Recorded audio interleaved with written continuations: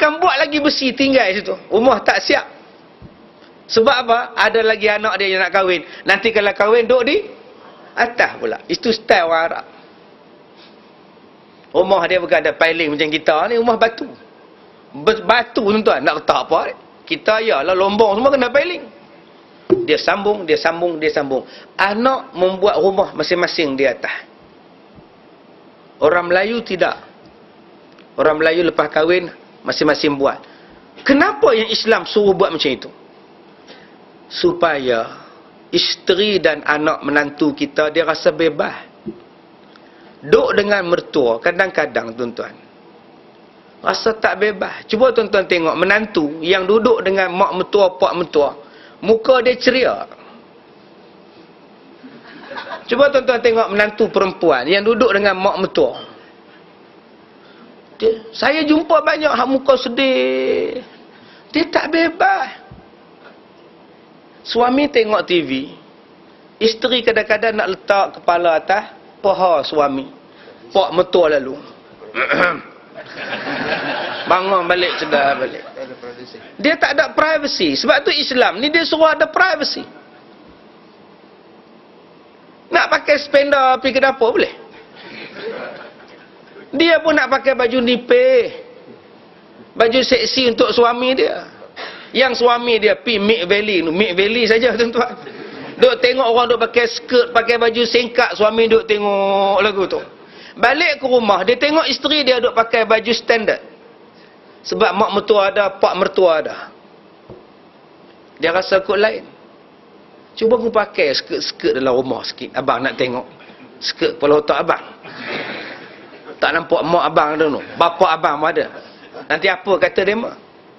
Sedangkan benda itulah sebenarnya seronok kahwin.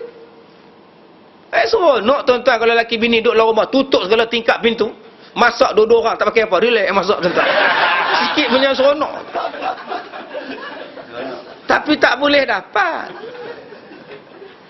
Sebab itu, kalau menantu tinggal dengan mak mertua, dia kata, mak, marilah duduk dengan saya, mak. Mak mertua kena sanggup. Syukur. Terima kasihlah. Pak mertua, terima kasihlah kamu boleh duduk dengan bapa. Bapa dah ambil sebahagian privasi kamu. Tapi kadang-kadang orang tua, dia tak faham benda tu.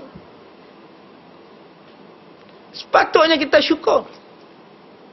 Pasal apa? Pasal ada menantu yang sanggup terima. Bukan semua menantu boleh terima duduk. Aku tak boleh bela mak hang. Aku pun rumah aku. Aku pun nak pakai spender jalan dalam rumah. Aku pun nak buat tu, aku nak buat ni, aku terganggu. Tapi pasal kita ni sayang mak kita. Kita sayang keluarga kita, kita bela. Di sini asas. Sebab itu, bila kita faham betul-betul tuan-tuan, konsep itu sebenarnya sangat cantik. Tetapi bila kita tak faham konsep itu, kadang-kadang rumah tangga boleh jadi tak aman. Siapa yang kena faham? Adik-beradik lain yang kena faham. Jangan bila menantu, bila mak kita duduk dengan kak kita, jangan lupa kak tanggungjawab kak, bukan. Kak tu ada suami dia.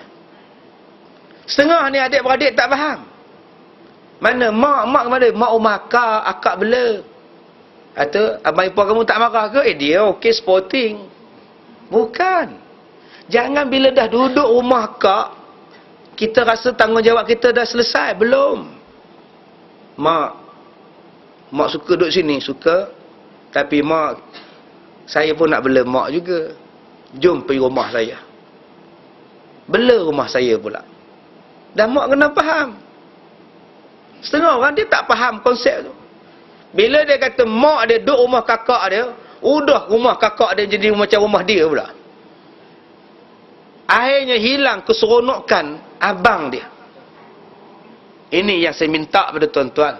Saya banyak jumpa keruntuhan rumah tangga, pertikaian di sini hanya kerana anak-anak tak reti dan tak faham tanggungjawab sebagai seorang anak. Saya ada mak saya. Mak saya umur 74 tahun. Kencing manis, darah tinggi. Dia duduk rumah saya seminggu. Sekejap lagi abang saya ambil pula. Duduk rumah abang saya seminggu. Sekejap lagi abang nombor 2 main ambil pula.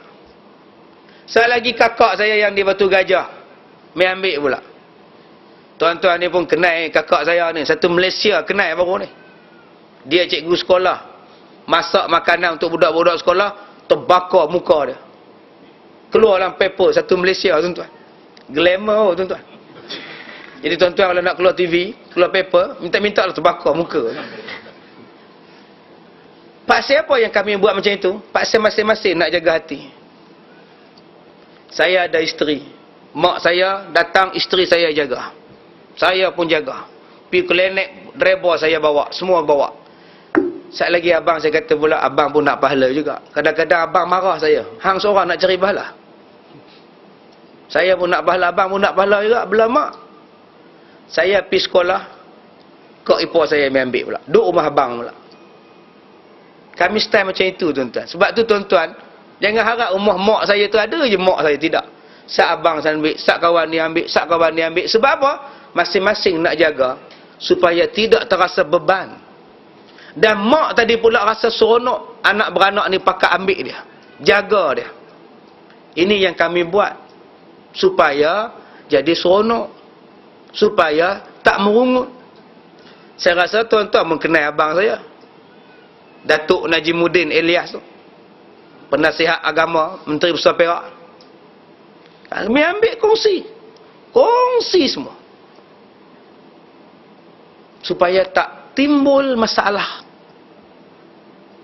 Dan bila kita ni tuan-tuan, mak kita duduk di rumah orang, saya tak pernah kata bawa anak-anak saya ni berkampung ramai-ramai di rumah abang saya, tidak. Pasal saya hormat kakak ipar saya. Dia ada privasi rumah dia. Saya cuma ambil mak, giliran saya pula. Siap, pakai kain baju, buhlah kereta. Mak nak makan di mana hari ni? Mak nak makan apa? Mak nak berjalan ke mana? Tak larat dah berjalan. Dia ajak saya pergi Syria tuan-tuan. Jalan pun nak rebah, nak pergi Syria apa? Tak payah Syria lah mak, kita pergi dekat Pohkong sudah lah.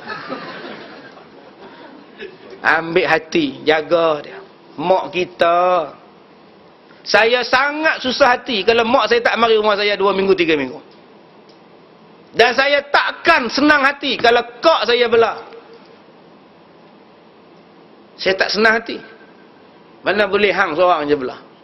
Sekali lagi saya pergi ambil pula. Ini yang kita nak tuan-tuan. Satu lagi keadaan.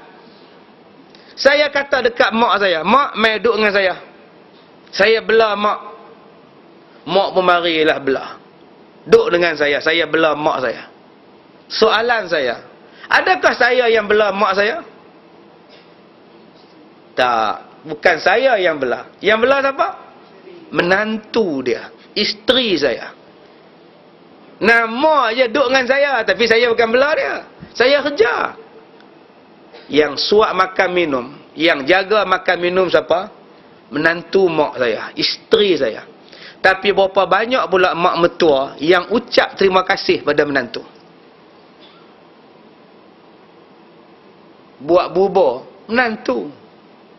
Pergi pasar. Menantu. Teman mandi, menantu. Tunggu di hospital, menantu. Malam-malam, angin. Yang urut siapa? Menantu. Menantu tu. Bangun cucu.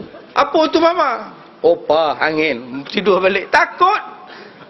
Anaknya buat apa? Anak tidur. Anak laki-lakinya buat apa? Tidur, letih. Menantu. Tapi berapa banyak mak mertua yang ucap terima kasih pada menantu. Bila datang ipar-ipar, bila datang kakak ipar, adik ipar, cuba dia tengok dia layan macam mana. Dia boleh order pada kak ipar dia. Akak masak bubur tu janganlah banyak air sangat. Apa yang mak nak rasa nasinya? Hai, aku yang masak untuk mak kamu dah 2 tahun. Tapi kak ipar ni sabar. Dia tak cakap apa. Tidur pun tidak kadang-kadang. Datang raya sekejap aja. Itu pun curi lemang 4 batang buat balik.